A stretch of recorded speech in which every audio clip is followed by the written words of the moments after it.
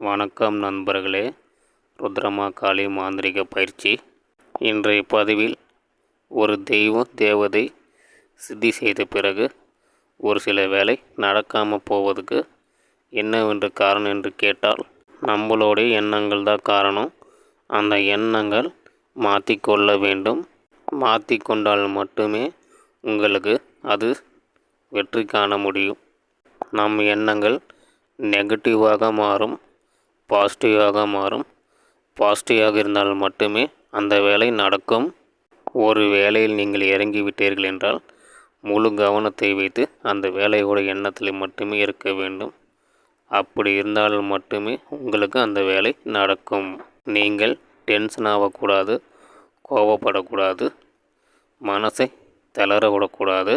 உங்கள் மனதை அமைதியாக வைத்து கொள்ள வேண்டும், ரிலீஃபாக இருக்க வேண்டும். நீங்கள் ஒரு தெய்வத்தை வைத்தீர்கள் என்றால் அந்த தெய்வத்தை கேட்டுவிட்டு தான் ஒரு வேலையில் இறங்க வேண்டும்.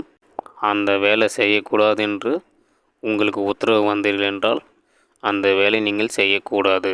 ஏனென்று கேட்டால் அந்த வேலை தீய வேலையாக இருக்கும். அதனால் அது உங்களுக்கு தெரியாமல் அதை மாற்றி சொல்வார்கள். அந்த தீய வேலை ஒரு நல்ல காரியத்துக்காக இருக்கலாம். நீங்கள் உங்கள் குருவிடம் கேட்டுதான் நீங்கள் செய்ய வேண்டும். குரு சொன்னால் மட்டுமே நீங்கள் அந்த வேலை செய்ய வேண்டும். ஒரு தெய்வத்துக்கு முறையாக படையல் போட்டு முறையாக கொடுத்து செய்தால் மட்டும்தான் உங்களுக்கு அந்த வேலை நடக்கும். நீங்கள் மாந்திரீகம் கற்றுக்கொள்ள போது நல்ல குருவிடம் ஆலோசனை கேட்டுதான் மாந்திரீகம் கற்றுக்கொள்ள வேண்டும். மாந்திரீகம் என்பது நம் உயிர் சம்பந்தப்பட்ட விஷயம்.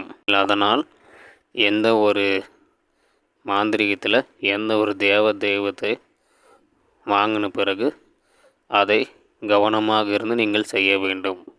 ஒரு சில அசம்பாவித பிரச்சனைகள் வரத்துக்கு நிறையா தொல்லைகள் இருக்கிறது. எது செய்தாலும் நீங்கள் கவனமாக செய்ய வேண்டும். நம் மனதில் நெகட்டிவ் தாட் என்று அந்த எனர்ஜி இருக்கிறது. அதை எடுத்து விட்டு மாற்றிக்கொள்ள வேண்டும். பாசிட்டிவ் எனர்ஜி வந்தால் மட்டுமே உங்களுக்கு எல்லாம் பாசிட்டிவாக நடக்கும்.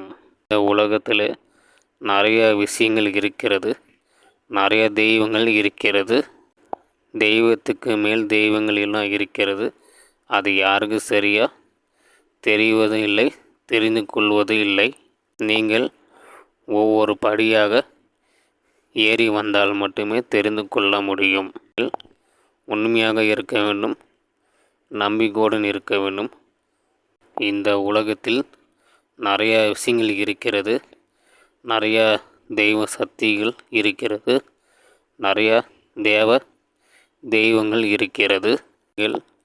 எல்லாமே முறையாக செய்தால் மட்டும்தான் அதை தெரிந்து கொள்ள முடியும். தெரிந்த பிறகு நீங்கள் நினைத்த காரியத்தை செய்து கொள்ள முடியும். இந்த உலகத்தில் தெய்வங்களுக்கெல்லாம் தெய்வங்கள் இருக்கிறது. அது சாதாரணமான விஷயம் இல்லை.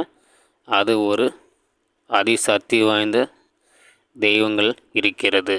நீங்கள் அந்த தெய்வத்தை அடைய வேண்டும் என்றால் அதற்கு நீங்கள் உண்மையாக முழு மனதோட பக்தியோடு இருந்தால் மட்டுமே அது உங்களுக்கு கிடைக்கும். அந்த தெய்வம் எல்லாத்துக்கும் கிடைத்து விடாது.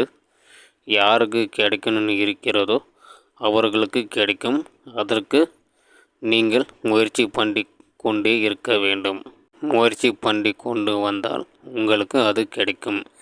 அதை கிடைத்த பிறகு உங்களுடன் இந்த உலகத்தில் பாக்கியசாலி வேறு எவரும் இல்லை.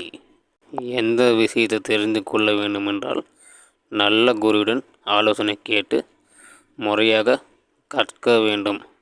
அதை கற்ற பிறகு நீங்கள் அதை வைத்து என்ன வேண்டுமானால் செய்யலாம்.